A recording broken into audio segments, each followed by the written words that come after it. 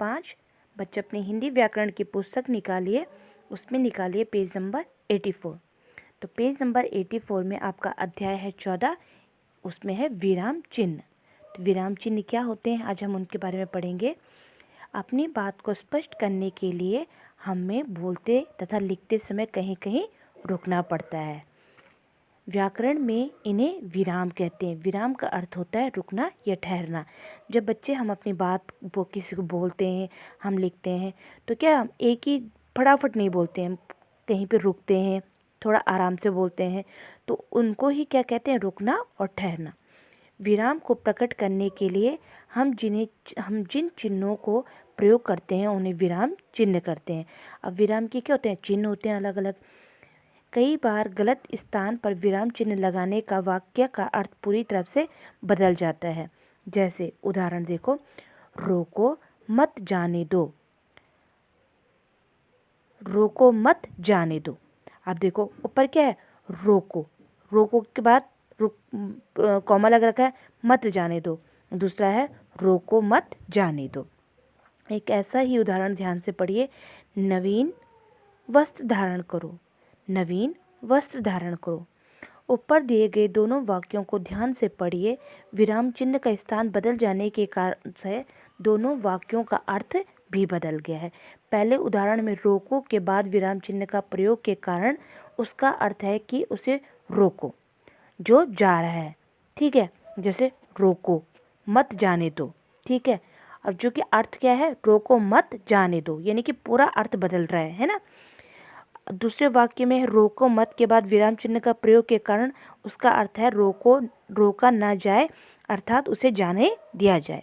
दूसरे उदाहरण में नवीन के बाद विराम चिन्ह का प्रयोग के कारण उसका अर्थ है उसे रोका ना जाए, अर्थात उसे जाने दिया जाए।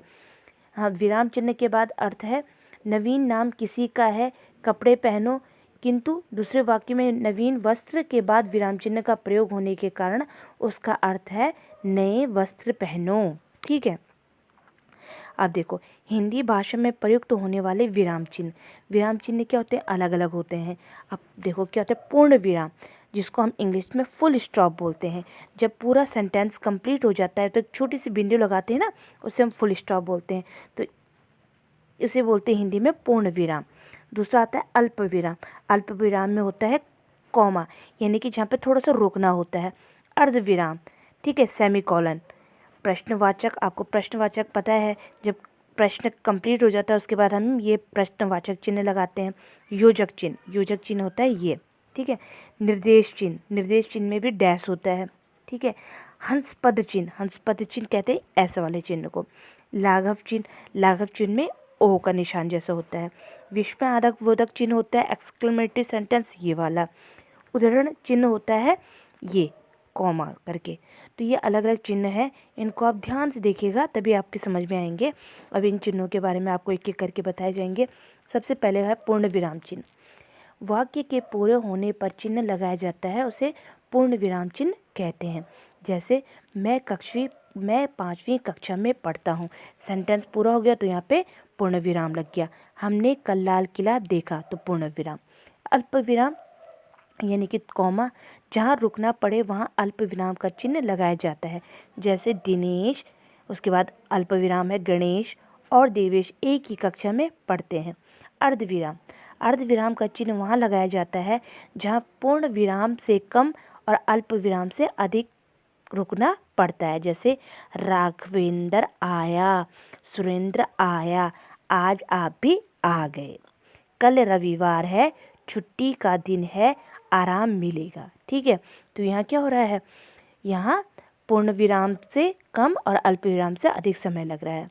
प्रश्नवाचक में प्रश्न पूछते हैं। ये चिन्ह उस समय लगाया जाता है जब कोई किसी से प्रश्न करता है। जैसे क्या आप स्कूल जा रहे हैं, प्रश्न। आपने कब खाना खाया, तो प्रश्न पूछ रहे हैं। योजक चिन्ह क्या होता है बच्चा, यह चिन्ह तब लगाया जाता है जैसे एक या समायुक्त शब्दों को जोड़ना हो। जैसे वह धीरे धीरे आ रहा है, तो धीरे धीरे एक जैसे शब्द हैं तो इनके बीच लगेगा। अपने माता पिता का आदर करो, तो माता पिता के बीच में। अब है निर्देश चिन्ह। बोलने वाले की बात बताने अथवा उदाहरण देने के लिए इस प्रकार का चिन्ह लगाया जाता है। जैसे पिता ने कहा, फिर चिन्ह लग रहा है इधर आओ। वर्ण के दो भेद हैं, स्वर और व्यंजन। अब आता है आपका हंसपद चिन्ह। हंसपद चिन्ह लिखते समय यदि कोई अक्षर या शब्द छूट जाते हैं तो इस प्रकार हम हंसपद चिन्ह लगाते हैं। जैसे आप मुंबई जा रहे हो, तो यहाँ पे कब छूट गया, तो ऐसा चिन्ह लगा के उसके ऊपर हम लिख देते हैं। तिरंगा भारत राष्ट्र ध्वज है, तो का छूट गया तो ऐसा चिन्ह लगा के का लगा दिया। अब है लाघव चिन्ह। लाघव चिन्ह किसे कहते हैं? किसी व्यक्ति विशेष या वस्तु विशेष को पूरा न लिखकर उसे छोटा लिखने के लिए लाघव चिन्ह का प्रयोग किया जाता है। जैसे पंडित, तो पूरा पंडित ना लिख के पंडित के बाद लाघव चिन्ह लगा रखा है पौ के बाद। नेहरू को सभी जानते हैं, जो कि पूरा होता है पंडित।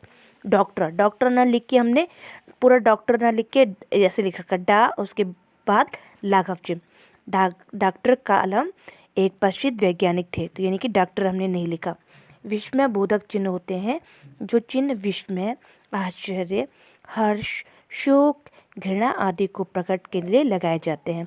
उन्हें विस्मयवादिक चिन्ह कहते हैं। इंग्लिश में होते हैं ना एक्सक्लेमेटरी सेंटेंस, जैसे हाय तुम तो लुट गए, वह आपने अच्छे अंक प्राप्त किए। ठीक है। अब आपका आता है उद्गरण चिन्ह। उद्गरण चिन्ह दो प्रकार के होते हैं। इकहरा उद्गरण चिन्ह, पहला आता है इकहरा उद्गरण चिन्ह। इसमें क्या होता है बच्चा? इन चिन्ह का प्रयोग अक्षर, शब्द, पुस्तक, वस्तु या व्यक्ति का नाम लिखने के लिए किया जाता है। जैसे अवध्या सिंह उपाध्याय, तो हरिओद, ठीक है, महान कवि थे। रविंद्रनाथ टैगोर ने गीतांजलि की रचना की, तो इनके बीच लिखा जा रहा है ये। अब दोहरा उद्वर्णन चिन्ह है। इन चिन्ह का प्रयोग किसी के द्वारा कही गई बात का ज्यों को त्यों लिखने के लिए कहा जाता है। मतलब जिसने जो बोला, जैसे बोला उसको वैसे ही लिखना है। आचार्य ने अर्जुन से कहा, लक्ष्य को ध्यान में रखकर तीर चलाओ, यानी कि आचार्य ने इसी प्रकार से कहा, तो उनके शब्दों को ज्यों का त्यों लिखा गया है। प्रधानमंत्री ने कहा, सभी लोग भ्रष्टाचार के खिलाफ आवाज़ उठाओ, तो यानी कि प्रधानमंत्री ने जो शब्द बोले हमने उनको उसी रूप में लिखा। तो इस प्रकार से ये दोहरा उत्करण चिन्ह हो गया। तो ये विराम चिन्ह है। तो आपने आज इन विराम चिन्हों के बारे में पढ़ा, तो आप अपने पाठ पुस्तक में ये वाले को ध्यान दीजिए और इनको अपनी कॉपी में भी उतार के लिखेंगे कि पूर्ण विराम है तो उसका चिन्ह क्या होगा, अल्प विराम है तो उसका चिन्ह क्या होगी। तो इसको ही आज आपने ध्यान देना है। तो आज हम इतना ही करेंगे। ओके।